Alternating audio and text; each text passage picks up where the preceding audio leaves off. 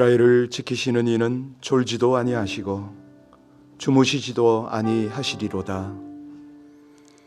여호와는 너를 지키시는 이시라.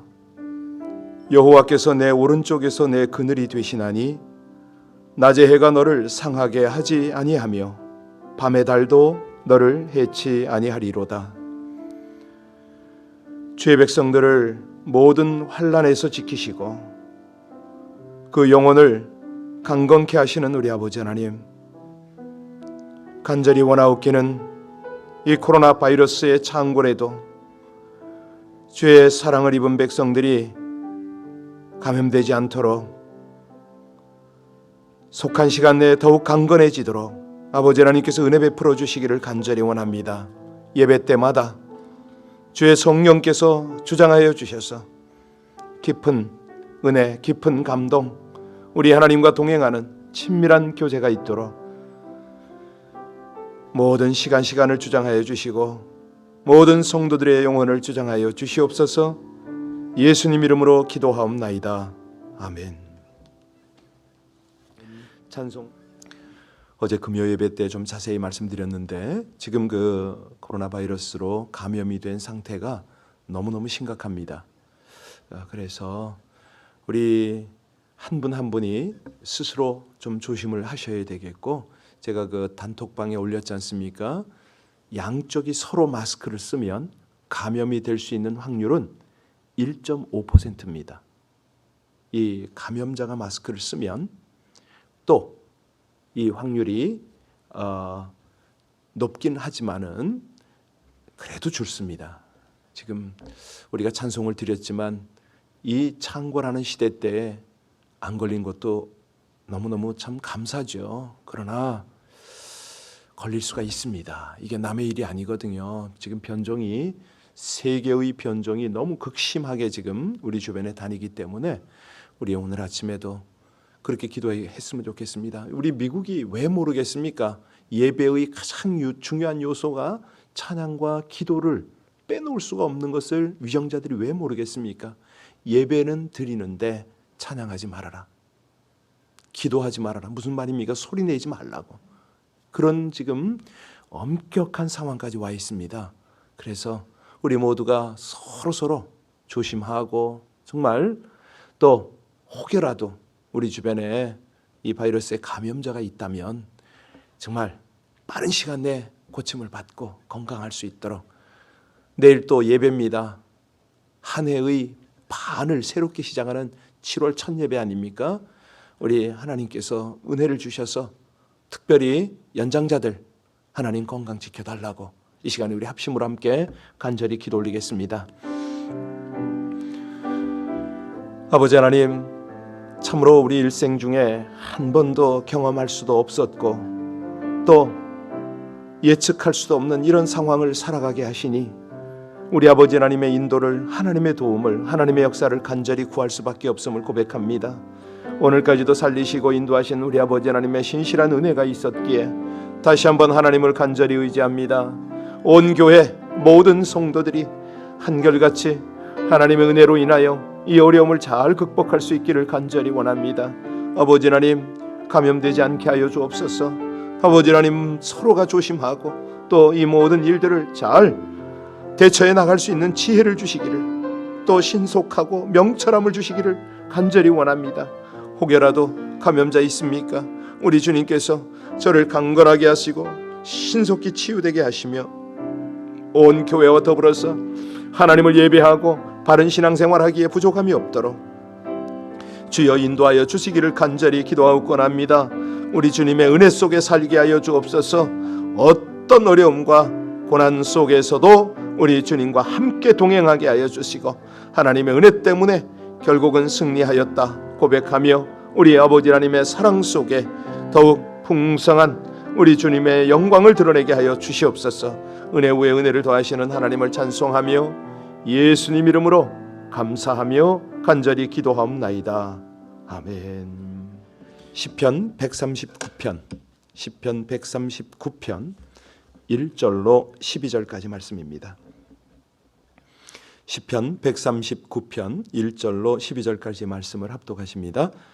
여호와여, 주께서 나를 살펴보셨으므로 나를 아시나이다.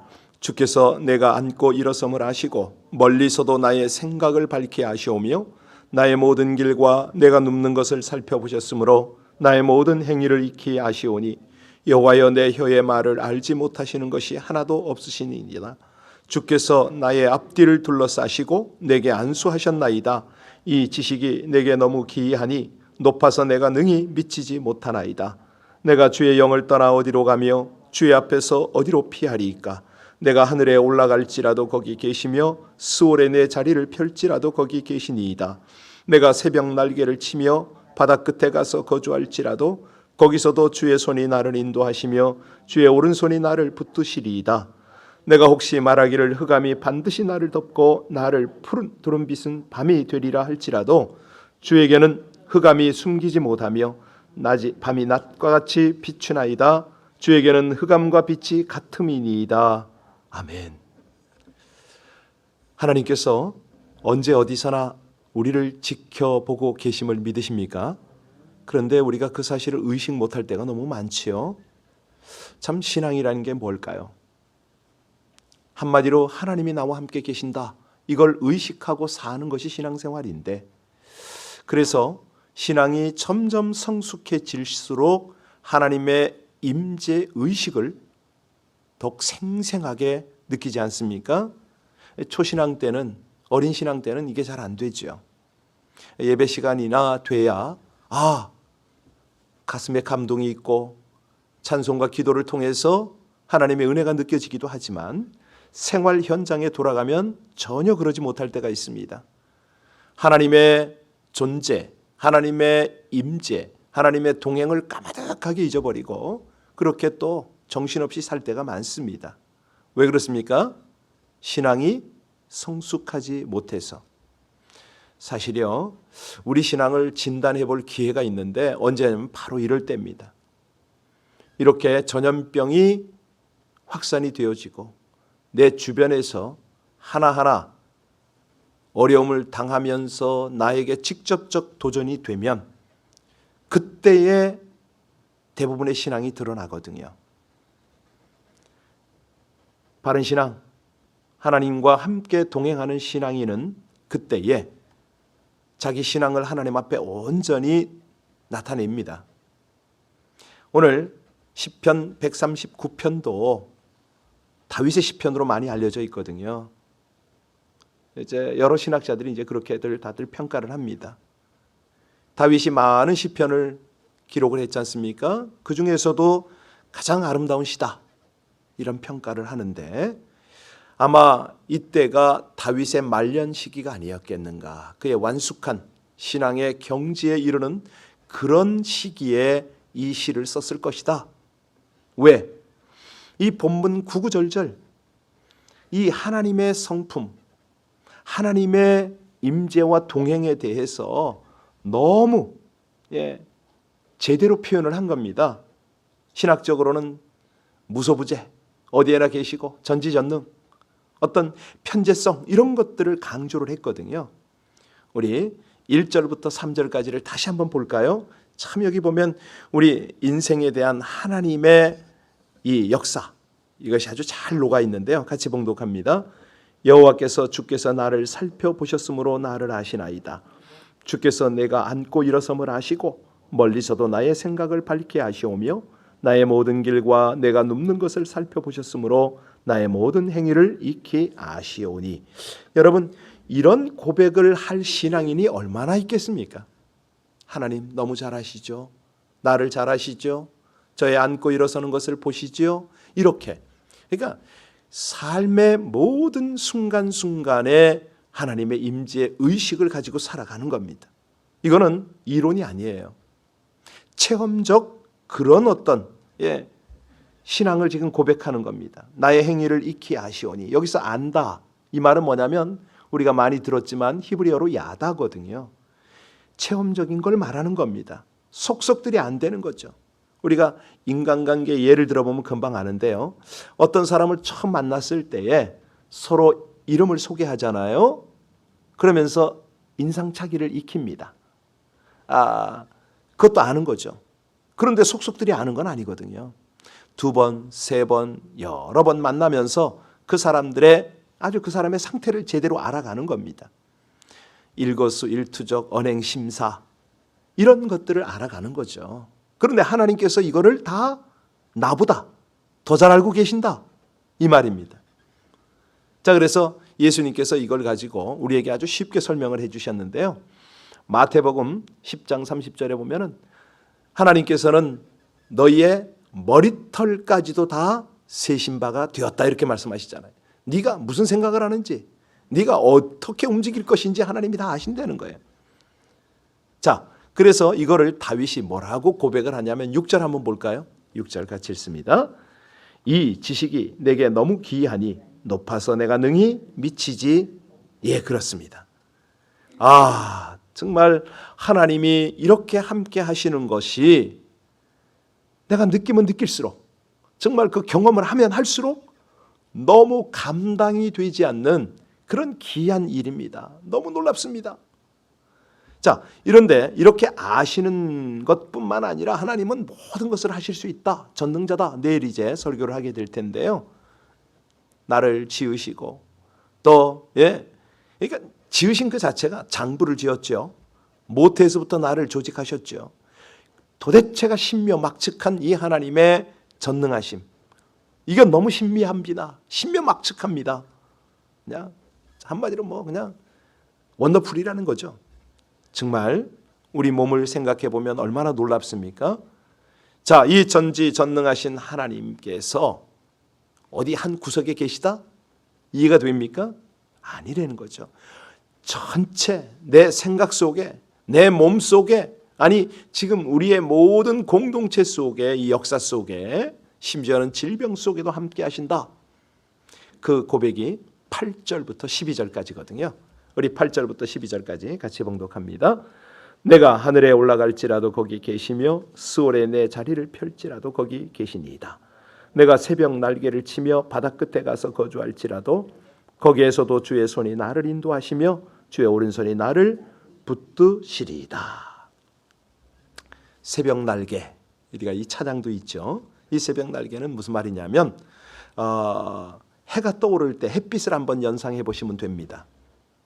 새벽 햇살이 이 수평선 위로 쫙 떠오를 때에 이게 쭉쭉쭉 올라오다가 삽시간에 그냥 바다를 벌겋게 하면서 쫙 올라오잖아요. 그런 겁니다. 빠른 상황 전개를 말하는 겁니다. 아무리 우리가 신속하게 생각을 하고 아무리 신속하게 행동을 할지라도 하나님께는 이게 감출 것이 없다는 거죠. 그만큼 하나님이 계신 곳은 편만하다. 그래서 우리 하나님이 그런 말씀을 하시잖아요. 나는 가까운데 하나님이요 먼데 하나님은 아니냐? 나 여호와가 말하노라. 사람이 내게 보이지 아니하려고 누가 자기 은밀한 곳에 숨길 수 있겠느냐? 나 여호와가 말하노라. 나는 천지에 충만하지 아니하냐. 그러니까 온 편재입니다. 온 곳에 다 계신 거예요. 한국과 미국에 동시에 계시질 않나. 하여튼 안 계신 곳이 없다는 거죠. 그게 아까 우리가 1절로 3절을 읽었는데요. 항상 나를 감찰하고 아시나이다. 바로 그 고백이거든요. 자, 그러면 이런 하나님 앞에 우리의 신앙 태도가 어때야 됩니까? 말할 것도 없죠. 처음과 끝이 같아야 되는 거 아닙니까? 초지일관. 우리가 상황이 좀 어렵다고 우리 신앙생활을 타협을 할 수가 있다는 거죠. 아니 하나님께서는 처음부터 끝까지 나를 위해서 모든 것들을 감찰하시고 그렇게 인도하시는데 우리의 믿음이 있다면 그 하나님 앞에 우리의 진실함이, 우리의 충성됨이 드러나야 되지 않겠습니까? 근데 사실 하나님의 시선을 우리가 부담스러워할 때도 있습니다. 인간 세상에서는요, 이제 사람들이 시선 받지 않으면, 관심을, 주목을 받지 않으면 소외감을 느끼잖아요. 근데 반면에 너무 많은 시선이 이제 오면은 이제 부담스럽고 두렵기까지 하죠. 그래서 이 하나님의 시선도 부담이 되고 두렵다 이렇게 느낄 수가 있을 것 같아요. 그러나 하나님의 시선은 어떤 시선입니까? 사랑의 시선입니다. 하나님의 시선은 사랑의 시선인데 우리 삶 속에 너무 필요하고 귀한 거죠. 우리를 간섭하고 귀찮게 굴고 속박하는 것이 아닙니다. 왜 하나님이 우리를 지켜보시는가? 오늘 5절 보시기 바랍니다. 자, 5절 같이 봉독합니다. 주께서 나의 앞뒤를 둘러싸시고 내게 안수하셨나이다. 10절을 봅니다. 거기서도 주의 손이 나를 인도하시며 주의 오른손이 나를 붙드시리이다. 하나님의 시선이 왜 필요하다고요? 여차하면 우리를 도와주시려고. 사실요, 우리 인생이라는 것이 마치 장애물 경주를 하는 것과 같습니다. 정말 어떤 그냥 험한 유격 훈련 장소를 통과하는 것 같습니다. 수많은 위험과 고난을 겪게 되잖아요. 자, 그 와중에 우리가 어떻게 하면은 안전하게 살 수가 있느냐? 하나님의 보호와 인도가 있어야 되거든요. 다른 방법이 없습니다. 여호와의 사자가 주를 경외하는 자를 둘러 진치고 저희를 건지시는도다. 그냥 그 위기와 침몰하는 그 상황 속에서 이 백성을 건져 주셔야 되는 거죠. 여러분들이 이제 그런 경우가 있을 텐데요. 우리가 아이들을 키우다 보면 아이들이 그냥 특히 미국 생활에서는 이 파티에 초대를 많이 받잖아요. 그런데 저 밤에 안전하지 않은 길을 갈 때에 너무 위험하잖아요. 그래서 부모의 심정은 아이들을 말립니다. 그러면 아이들은요, 울면서 떼를 쓰는 거죠. 다른 아이들은 다 가는데 나는 왜 못 가게 하느냐고. 다른 아버지들은 다 허락하는데 나는 이게 뭐냐고. 그러면 어떻게 됩니까? 부모들은 결국은 허락을 해요. 그러면 아이들이 그 어두운 밤길을, 위험한 그 밤길을 가잖아요. 그럴 때 어떡합니까? 태워다 주거나 아니면은 꼭 그냥 차편이 마땅치 않다. 부모가 뒤따라가지 않겠어요? 몰래 뒤따라가면서 이 아이를 살필 수가 있습니다. 만약에 이 아이가 목적지에 가서 우연찮게 뒤를 돌아보는데 아빠가 저만큼에서 뒤따라와 준 것을 알면 어떻게 될까요? 함부로 행동하지 않겠죠? 고마워하겠죠? 바로 그런 겁니다. 하나님께서는요, 우리의 모든 삶을 관찰하시는데 그렇게 살피십니다. 만약에 우리가 어려움을 당한다면요, 그 어려움을 통해서 우리가 단련되기를 원하시죠. 더 깊은 신앙, 더 좋은 인생으로 축복하시기 위해서 그런 겁니다.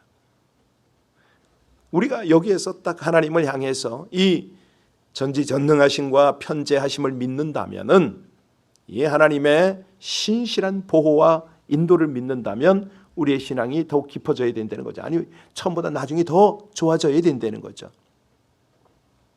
하나님은요, 선한 길로 가도록 당신의 백성들을 인도합니다. 그런데 안타까운 게 뭐냐면 인간은 죄성을 가지고 있어서 본능적으로 하나님의 시선에서 벗어나고자 합니다.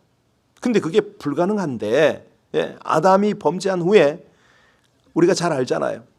하나님의 시선을 피해서 숨어 있었죠. 그랬더니 하나님은 어찌하십니까? 찾아오십니다. 불러내십니다.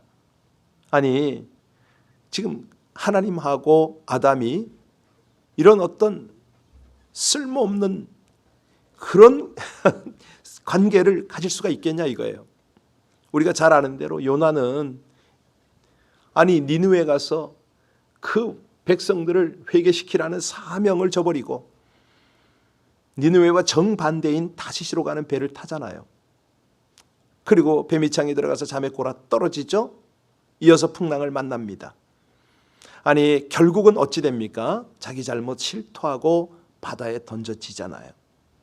그러니까 그 요나의 심정에, 뱀이창에, 요나가 떨어지는 바닷속에, 그곳에 하나님이 다 함께 하시는 거 아닙니까? 결국은 큰 물고기를 예비하셔서 그를 삼켰다가 육지까지 무사히 귀환하게 만드십니다. 이게 무슨 얘기냐면 하나님 앞에 우리가 어찌 할 수가 없다는 거죠. 도망할 수가 없다는 겁니다. 어디서나 우리를 그렇게 지켜보고 계시고 우리 삶을 살피시고 감독을 하십니다. 그래서 이 감독하는 하나님의 시선을 의식하고 사는 것이 얼마나 감사냐 이거죠. 이걸 가지고 이제 우린 코람데오다. 내일 이제 좀 자세히 말씀드릴 텐데, 예, 하나님 앞에서 그분을 의식하고 사는 것을 의미합니다. 그래서 결국은 뭐냐? 언제 어디서든지 죄 지을 생각을 버려라. 이게 중요합니다. 우리가 하나님의 임재를 알면서도 하나님 앞에 범죄할 때가 참 많잖아요. 뭐 범죄가 여러 가지가 있습니다만은 우상 숭배라든가 우리의 하나님을 거역한다든가 그 불신앙, 뭐 어떤 그 하나님을 배신하는 이런 것들이 너무 많죠. 제일 안타까운 게 뭐냐면 습관적인 죄입니다. 이게 너무 고질화가 돼 있어요. 이것들을 예배 중에 말씀을 듣다가 기도를 하다가 회개를 하고 또 다시는 짓지 않아야 되는데 이런 것들이 계속 나타난다는 거죠. 자, 그러면 우리가 하나님의 시선을 느끼면서 우리가 완벽해야 되느냐? 사실 우리가 정죄하고 속박하는 그런 어떤 신앙생활을 해야 되느냐? 아닙니다. 아까도 말씀드렸지만 우리 하나님의 시선은 어디까지나 사랑의 시선입니다. 우리가 실수할 때에 사랑 어린 눈으로 바라보세요. 베드로가 3번 부인했을 때 어찌하십니까? 그때 예수님이 극히 바라보시잖아요. 그 시선이 어떤 시선이죠? 호소의 시선입니다. 그러지 말라고. 용서할 거니까 다시 그러지 말라고. 결국 베드로가 회개하고 위대한 사도가 되잖아요. 베드로야, 네가 다 굴기 전에 난 3번 날 부인할 텐데 결국은 밖에 나가서 심히 통곡했다. 그러니까 이게 무슨 얘기냐면 하나님의 시선을 의식하는 사람은 사람이 보든 안 보든 충성한다는 거죠. 사람에게 칭찬받으려고 하지 않습니다.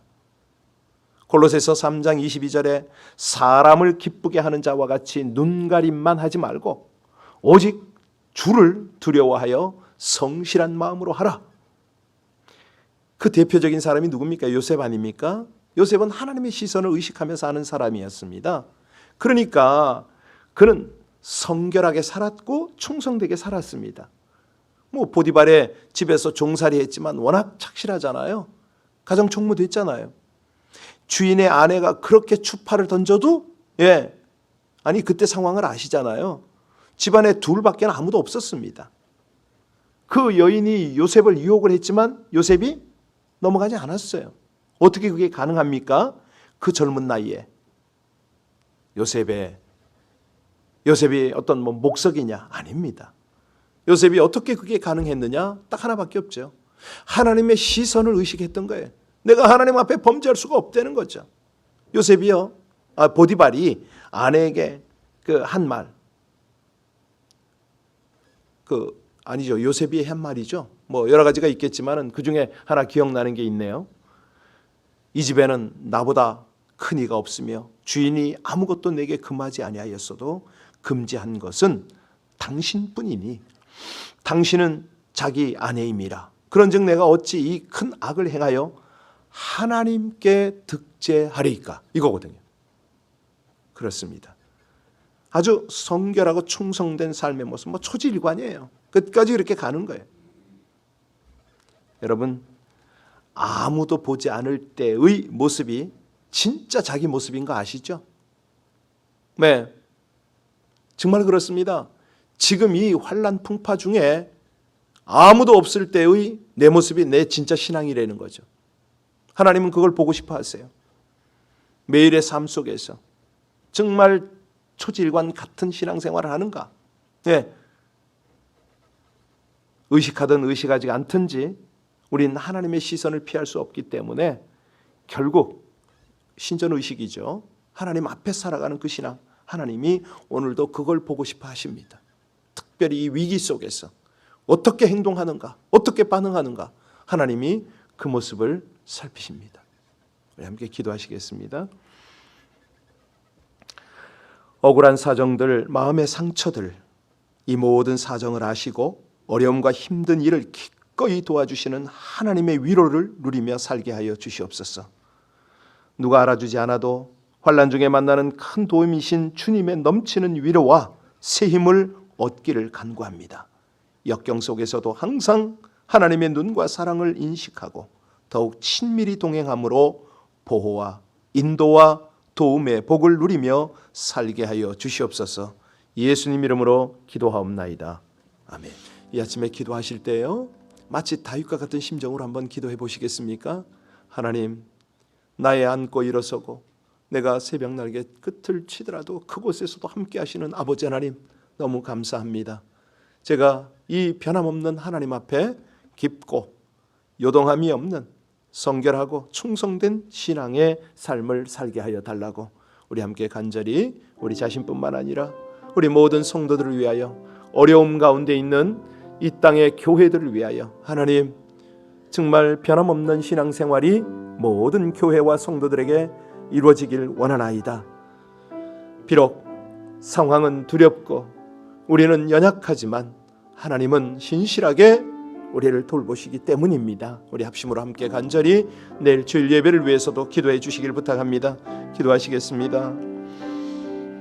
온전하시고 거룩하신 아버지 하나님, 하나님의 은혜로 이 백성들이 주 앞에 있나이다. 아버지 하나님, 오늘도 다윗의 심정으로 주님 앞에 간절히 구하며 기도하는 것이 있습니다. 아버지 하나님, 우리의 연약함을 아시지 않습니까? 이 땅의 환경을 아시지 않습니까? 오 아버지 하나님, 거룩하고 복된 주일 이 백성들이 마음껏 찬양하고 기도하며 주님을 섬기기를 원하는데 우리 아버지 하나님, 예측할 수 없는 상황들입니다. 어찌합니까? 우리 모두가 한결같이 하나님 은혜 가운데 우리 하나님이 행하시는 일들을 추억하고 감사하며 고백하며 그렇게 변함없는 신앙생활을 주 앞에 드려주기를 간절히 원합니다. 새벽에 역사하시는 아버지 하나님, 우리 성도님들을 강건하게 붙들어 주시옵소서. 아버지 하나님, 우리 하나님을 예배하는 진실한 예배자로 붙들어 주시옵소서. 하나님을 감사하고 주님을 찬양하고 이 어려운 시기를 만나는 모든 백성들, 모든 교회들 다윗과 같은 기도를 주시옵소서. 은혜를 주시옵소서.